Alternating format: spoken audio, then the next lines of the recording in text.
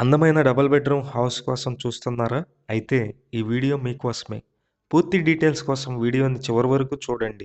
ఇటువంటి interesting updates ఫ్యూచర్‌లో చూడాలంటే గనక వెంటనే మన పేజీని ఫాలో అవ్వండి.